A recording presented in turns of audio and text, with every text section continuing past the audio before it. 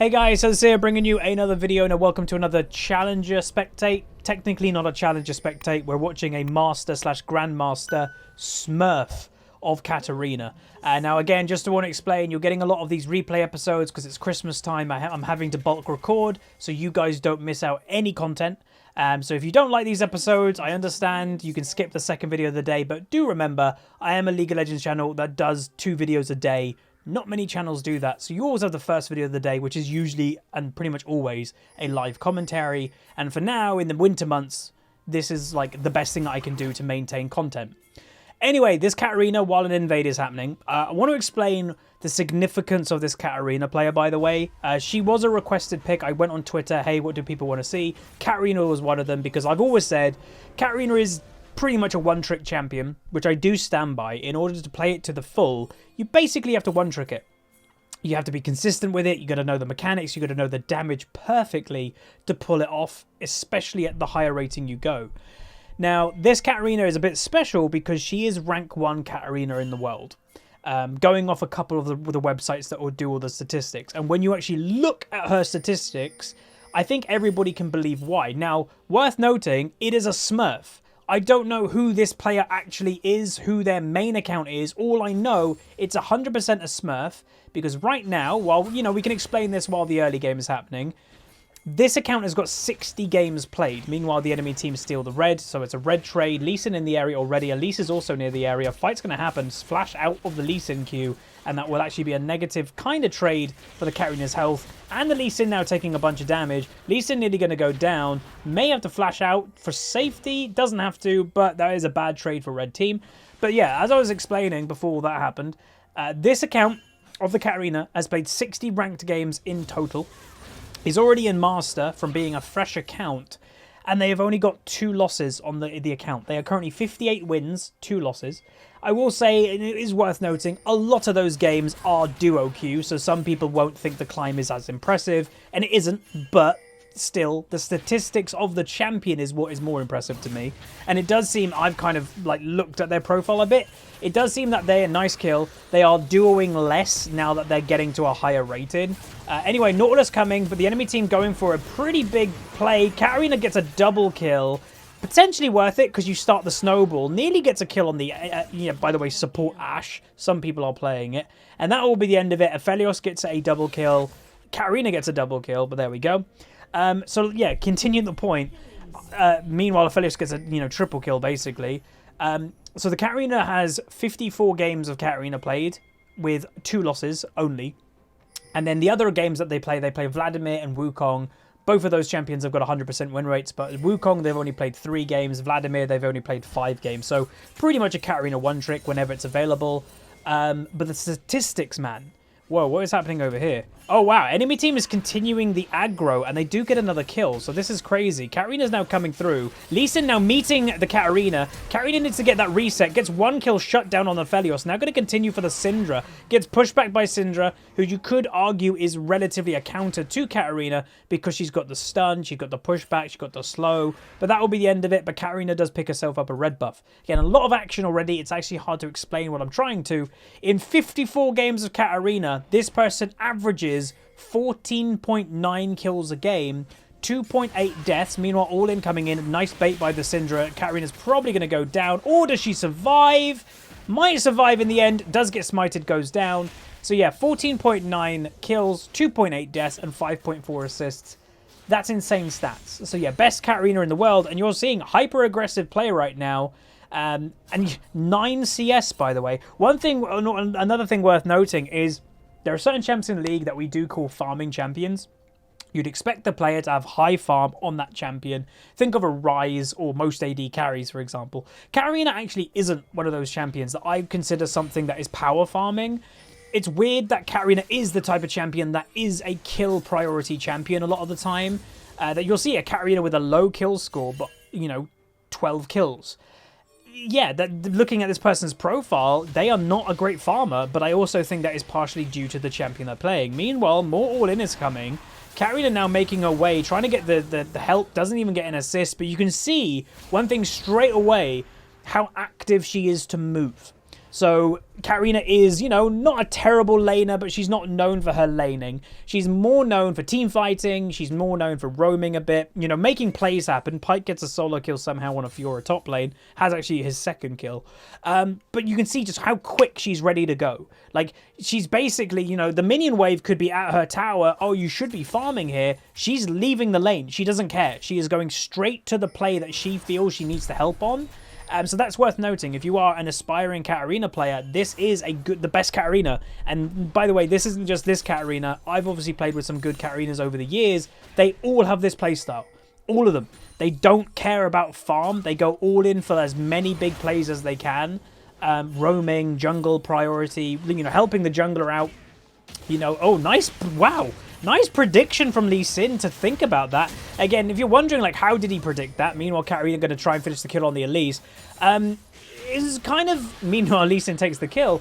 Not the hardest prediction to make, because everybody knew. You could see the Katarina was going for the Scuttle Crab. You saw the top laners coming down for the Scuttle Crab.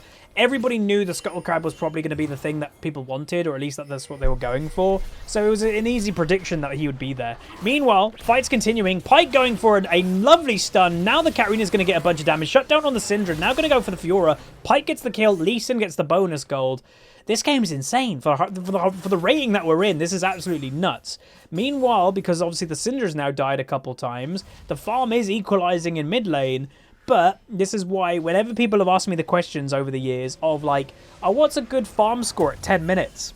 It doesn't exist. Just straight up, it doesn't exist. That answer does not exist. You know, we're 7 minutes into the game, and mid laners right now have 30 farm.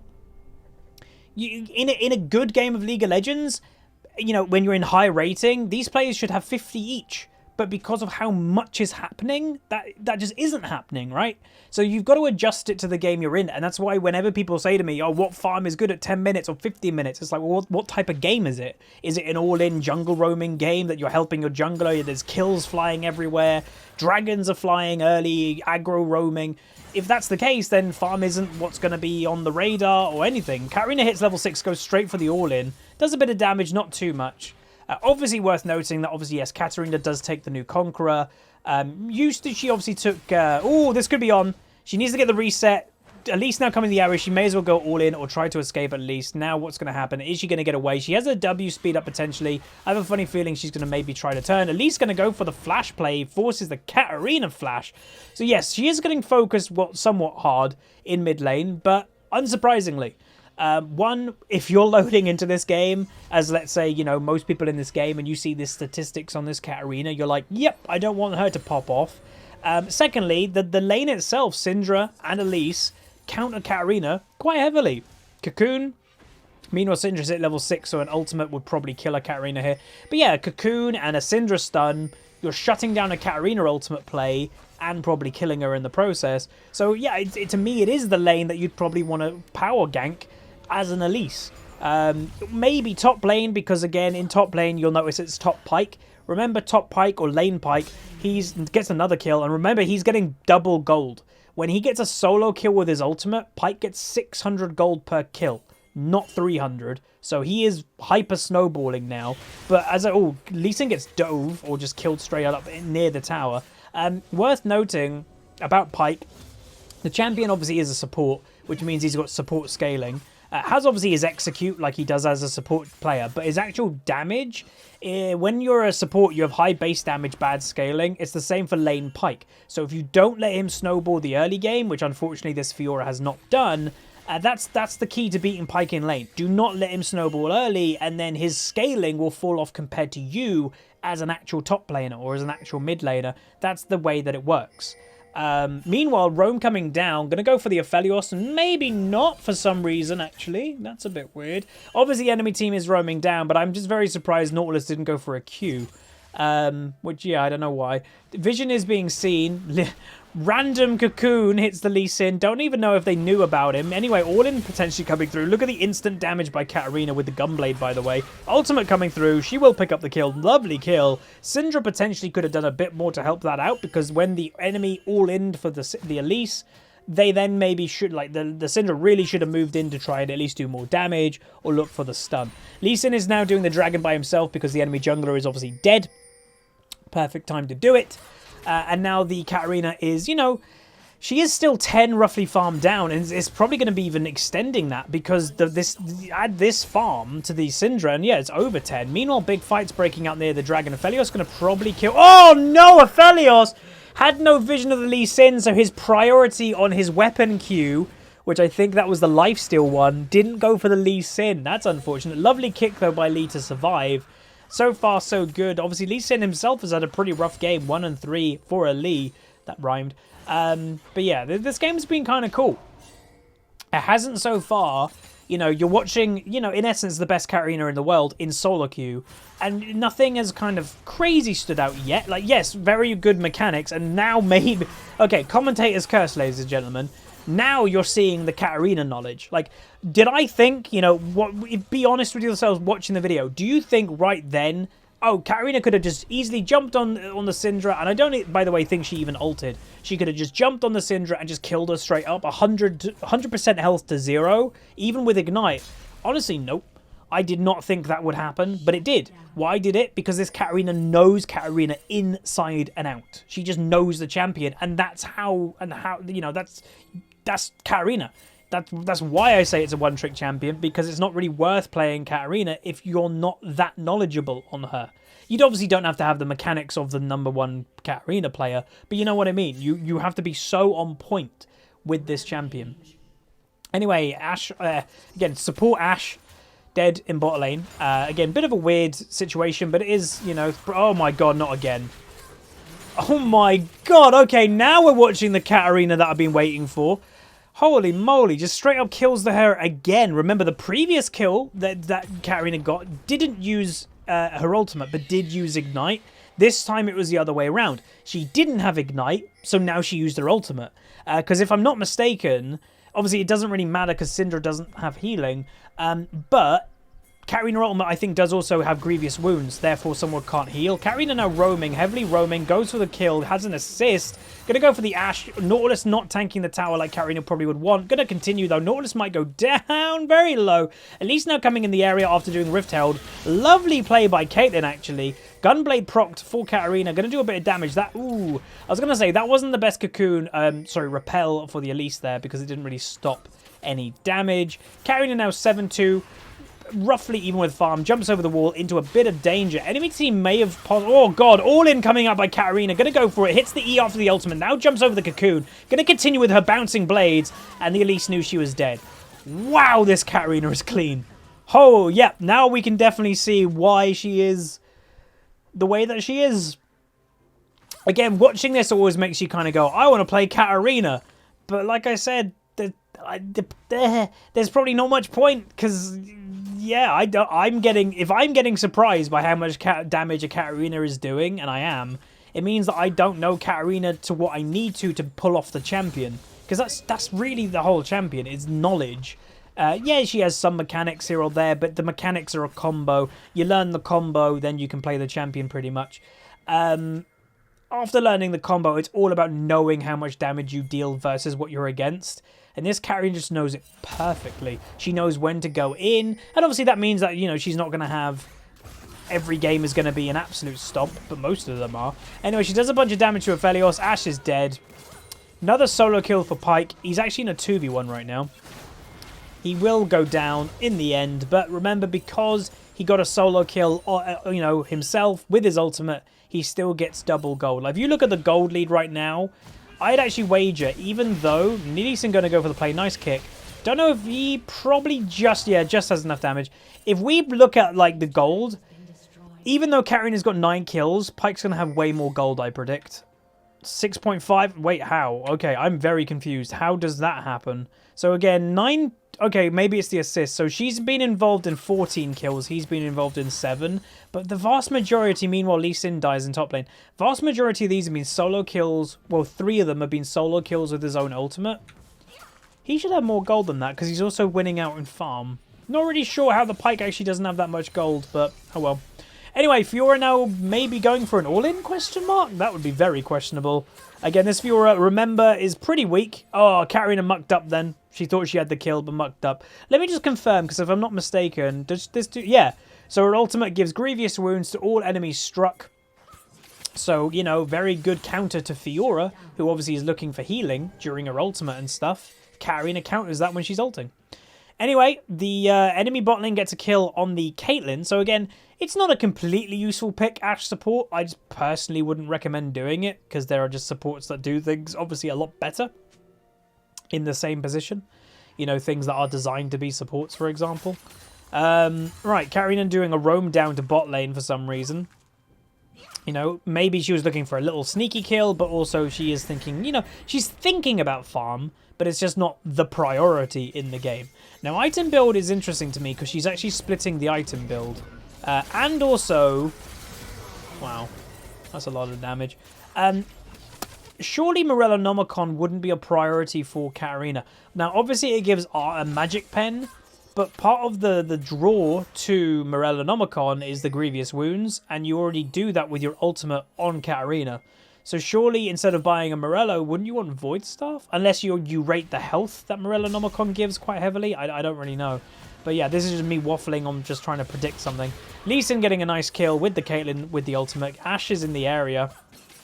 Meanwhile, Pyke got another solo kill, by the way. Pyke completing his Sanguine Blade and nearly complete... Well, he's also got an anti-healing item to counter the Fiora, because obviously, again, that's her big priority. Conqueror healing, then also Tiamat healing. So yeah, this Fiora is having a rough game. So is now the Syndra. Negative KD for a mid laner is never good, a good feeling. Katarina now 10-2, double-digit kills already.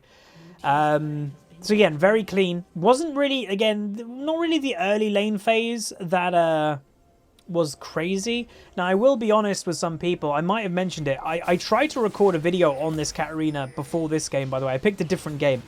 I stopped recording that one because she absolutely annihilated her laner to the point that he basically started running it down.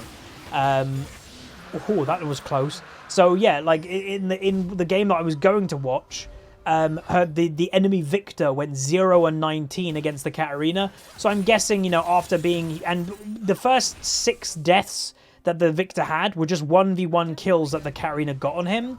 I'm guessing he got very tilted and started running it down to become 0-19, because let's face it, you're not going 0-19 unless you're inting. That's just the way of it. So I changed the replay that we did. But if some people are saying, oh god, this Katarina's just getting really fed, what's the point? Yeah, she gets fed every game. So I kind of myself was very interested on watching what is like the #1 ranked player on their kind of champion that has to really be a one trick as well, like.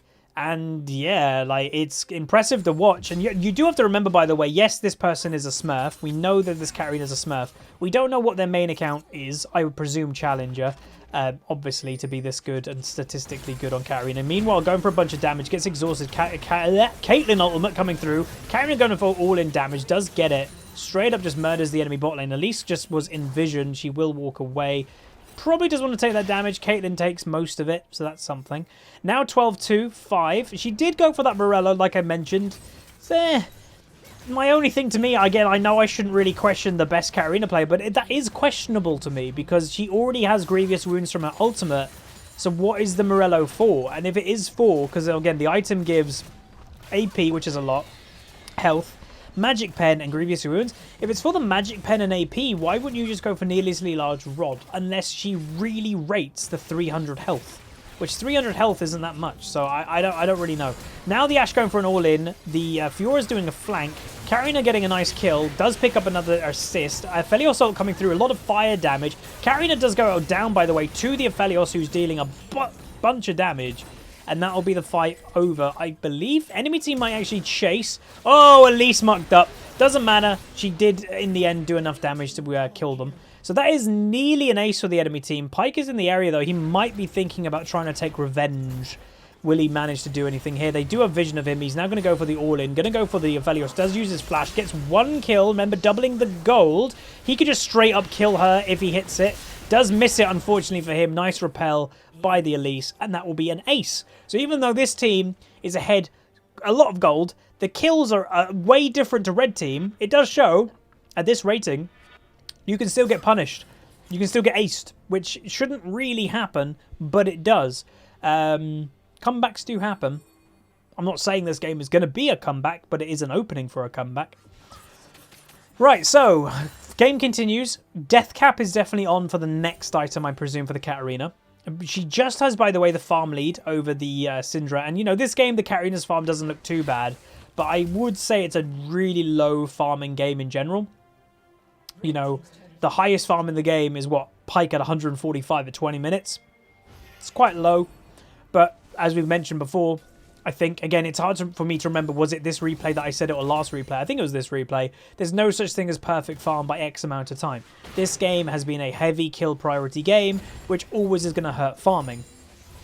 Meanwhile, the Syndra's build, by the way, wow, Fiora gets a solo kill. In a 2v1, unless Pike was really late to that situation, the Fiora that at the time was 0 and 9 managed to kill the Lee Sin. Wow. That's actually kind of impressive that she actually got that kill. Katarina going back. Worth also noting she's gone for Mercury Treads this game. There's the death cap, by the way. 400 ability power for a Katarina at 21 minutes. It's quite a lot. But yeah, she's gone for the Merc Treads. Why? It's the simple case of Katarina is, we've said it before, but she's a CC counted champion. Now, yes, technically every single champion in the game gets counted by CC, but there are champions that exist that are CC priority champions. That if, let's say, this game, if you look at the enemy team, Pike, Lee Sin, Katarina, Caitlyn, Ashe, etc. Wow. If you look at the enemy team, look at the damage. Wow, she does go down, though, gets 2 kills. Elise will probably die as well. Out of all the 5 champions in this team, which is the priority for the enemy team to CC? Yeah, it's Katarina 100%. Now, the Aphelios did leave. The game might be over pretty soon. But it's the Katarina. You know, there are some champions that are just that way. If there's an Alawi in the game, she usually is the priority for CC. If there's a Master Yi, he's usually the priority for CC. If there's an Udyr, you can just CC him and he does nothing. There are champions in League that when people say, oh, CC counters them, obviously, yes, but what we're basically saying is they are the priority that if you have CC, you should be using on that target. And as a Katarina one-trick player, etc., she knows that. We all know that. So she's buying Mercury Treads to limit the effectiveness of CC on a Katarina. She's bought herself a stopwatch now, which will be going for Zhonya. And again, just to remind people, this Katarina has played 54 games of Katarina. She averages 2.8 deaths per game. So a 4-death game so far for this Katarina. This is a relatively high death game for her, weirdly. But it is, you know, she has died, you know, over one more time than she normally does. Lee Sin lands a nice Q with the Caitlyn ultimate. Will Lee Sin get anything? Does get one shot. Katarina getting another kill in the background. Enemy team grouping. Nautilus coming through. Katarina decides not to go for... Whoa, what is happening? She jumps everywhere. Does get an assist on the Fiora.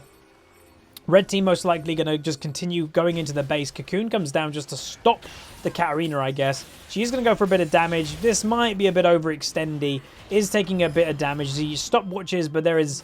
Yeah, she's dead. Nice Cocoon, actually, and she will go down. Again, came out of the Cocoon really quick due to Merc Treads, but that will be the game. Hopefully you guys enjoyed. This was the best Katarina in the world. Again, this wasn't just best Katarina EUS. This was statistically the best Katarina in the world. Again, how does like the websites work that out? They add everything together. So they'll add the win rate together. They'll add, you know, what rating they are. They'll add their KDs. They'll add all that stuff, how many games they've played. And all of that stuff amalgamated, this person, Nike Air Max, is the best Katarina in the world. Again, they are a Smurf. I don't know what their main account is, but very impressive. Again, very clean. And it's not, you know, I've seen good Katarinas before. Again, being in Master or whatever you do. Katarina is a pretty popular one-trick champion. Whenever you see one in Master, it's going to be a one-trick.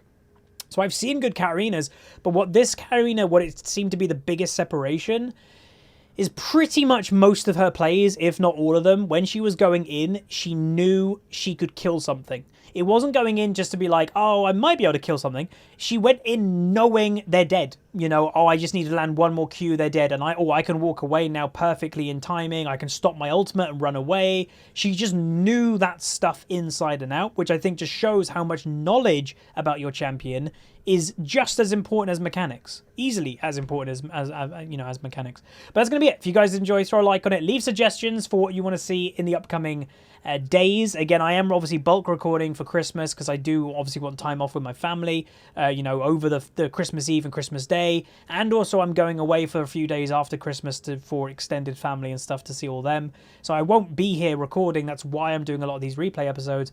But this one will be coming out probably tonight, maybe tomorrow night. So yeah, leave suggestions. I will be recording more over the next few days. So you can leave suggestions and I will be looking at them. But yeah, I will see you guys next time. Like it, subscribe, comment down below. See you guys next time. See you.